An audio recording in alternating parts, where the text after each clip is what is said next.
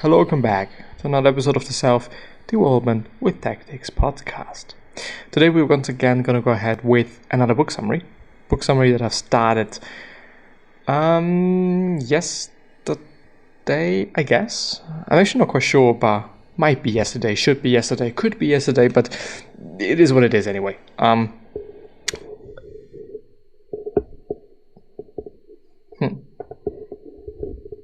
Let's actually get rid of the cable so that I hopefully do not make any sounds, even though it is actually incredibly easy to fuck with the cable. Quite, yeah. Well, anyway, we started with another health book, a book about health, a book about maybe staying healthy, maybe being healthy, and maybe one of the reasons why we aren't healthy at this point of time, at this point of age and whatnot.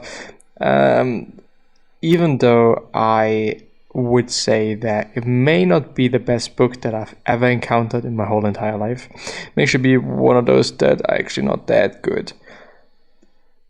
And I do have a slight feeling that I once before went through it, but I don't know, I couldn't really tell whether this is the case, whether I'm wrong or right or whatnot, but I'm going through it anyway. But apparently I haven't, because YouTube would say when uploading something, oh yeah, you've already uploaded that, motherfucker. But no, not the case at this point. Anyway, I do hope that you can see it now, and it is way too big. Well, congrats, I'd say. Congrats. But it may actually be fine. It's not. It definitely is not fine.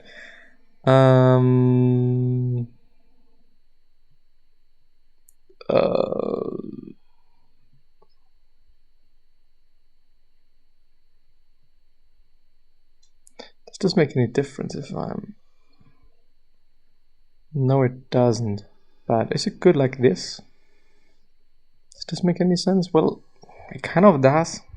Could make myself a bit bigger. And also not do that. But do this.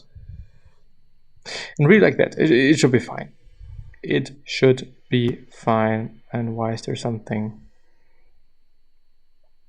like it is? I think that we've stopped with point or key idea number 3, which is, let me see, I think that we skipped it, or I've skipped it already. I guess so, but I'm not sure. Meat. Or I have actually indeed stopped midnight. No, meat substitutes. Now it gets pretty juicy because, of course, meat substitutes are really fucking bad and whatnot. I'm at least just, kind of anticipating it. But who knows? Maybe it's the truth, maybe it's the case, maybe he's also talking about something completely different. I can't say, I don't know, but it is what it is.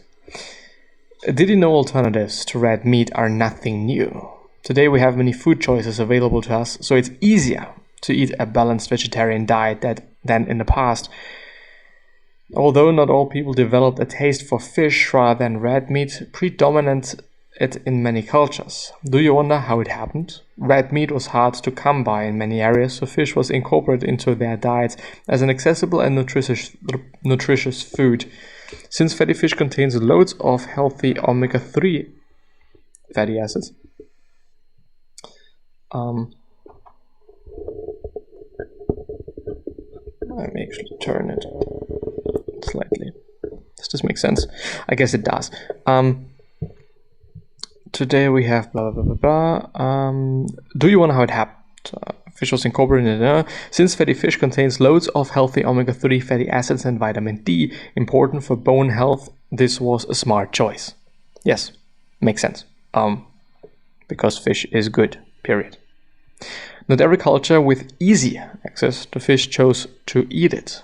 There were cultural reasons for this. While some cultures regarded fish as a sacred animal living in a sacred element, others, such as the Apache Indians considered fish to be unclean and unfit to eat, as of course, we know certain religions and maybe even cultures also, or just some other cultures in general, say that you should not be eating a certain thing, a certain food and whatnot, maybe even in combination with something else, or just preparing it in a certain way so that you are quote unquote allowed to eat it, or so that you can eat it, which is understandable. Like, I'm not saying I'm having anything against that and whatnot, it's just what it is, and this is just another reason why things have not been eaten. But for me, it is actually always interesting to know what is the real reason for that. Why is it considered to be unclean and unfit to eat? There must be a reason, and I do often believe that there is a reason that is more intellectual than one might think. When it might be about, I don't know, pig's meat or pork, so to speak. Is there a good reason why you should not be eating it?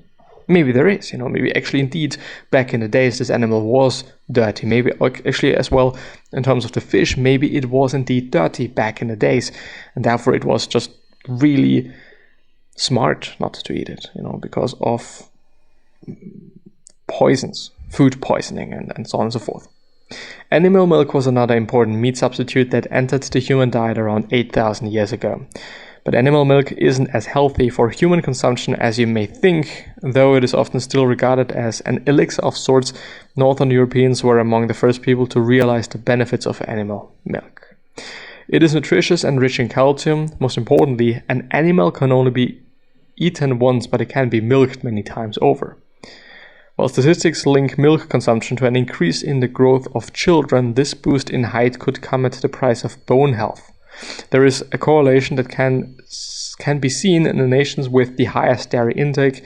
The citizens of these nations with high above average height also experience higher rates of hip fractures. Yes, indeed.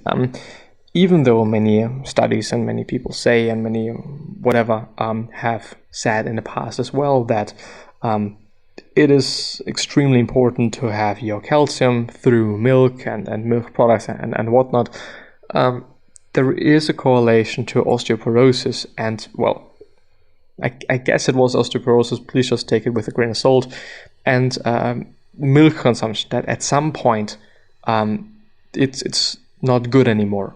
There is a point, up to this point, it is good, but afterwards, if you're just drinking way too much milk, that this is just gonna be kind of reversed or somehow. Something like that, something along these lines. I don't know why it happens, I don't know how it happens, but it apparently is a thing. Milk consumption can result in a further issue for people from regions with little history of dairy consumption, i.e. Asian countries.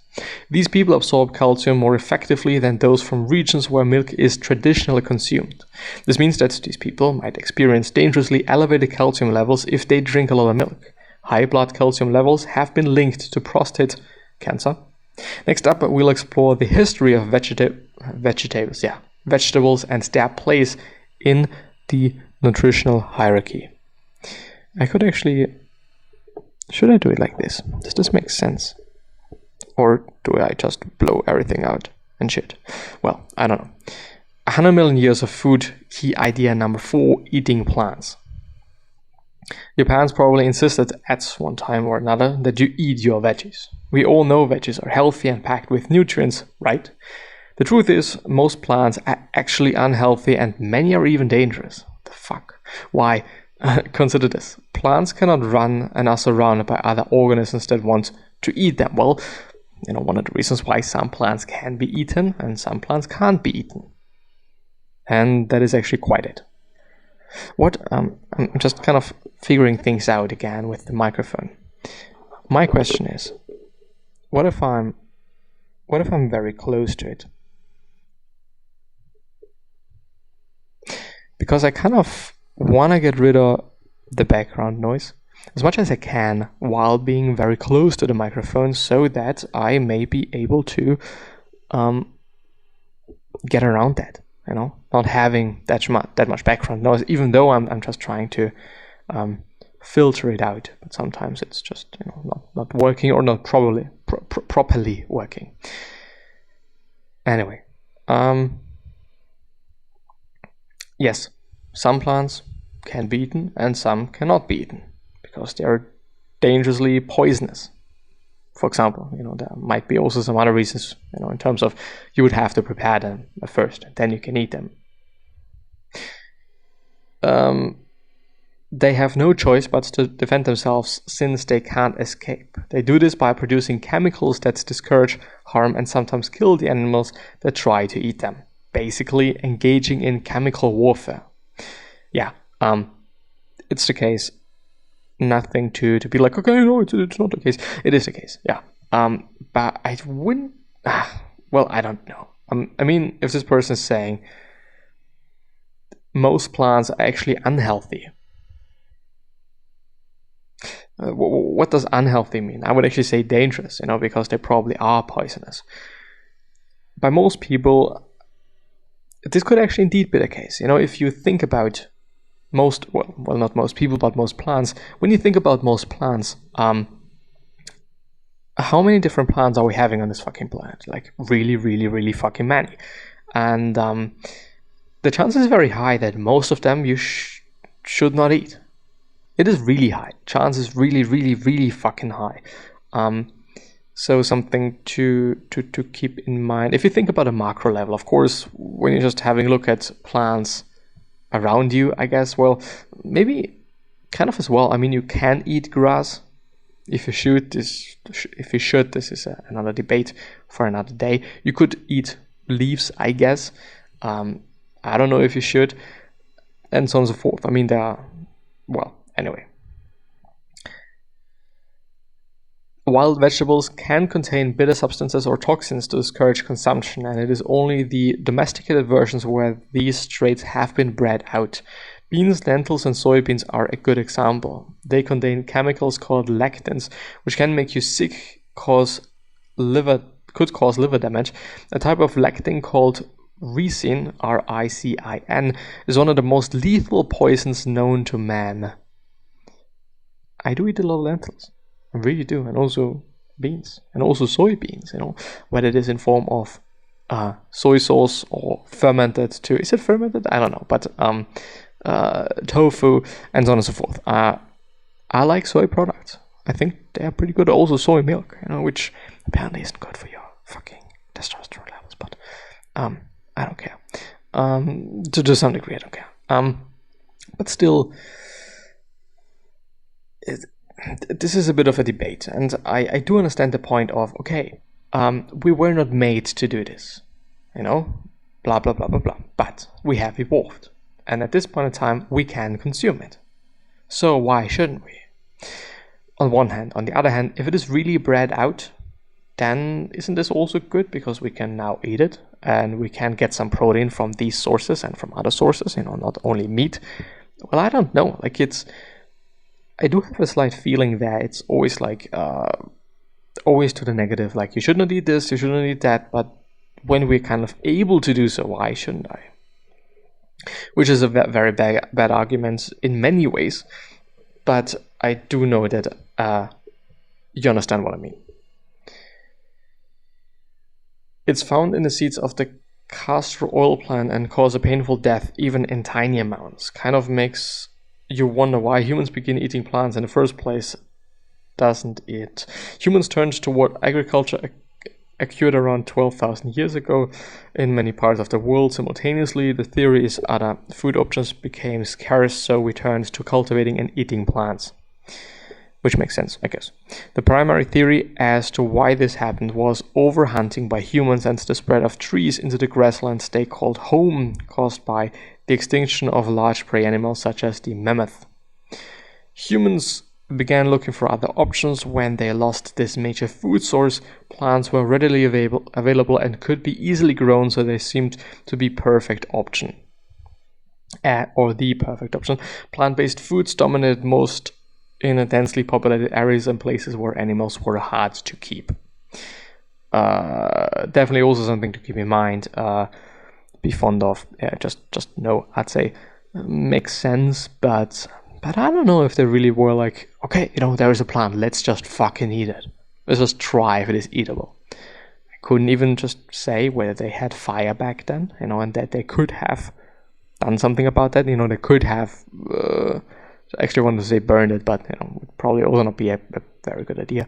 But cooked it, I don't know.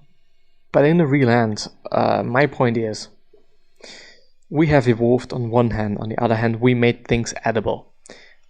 On the third hand, I do want to say, just because something is edible doesn't mean that you should be eating it. There's also sweets that are edible, but you probably should not eat them too much, maybe even not at all. Depends on your view and how you live life and whatnot, your values and what your job maybe even as well is. It is difficult, it really is, but I don't know. We're having 100 years on this planet. Also something to keep in mind, to some degree at least. But yeah, with that being said, I'm gonna end the episode here, so bye bye from the dark.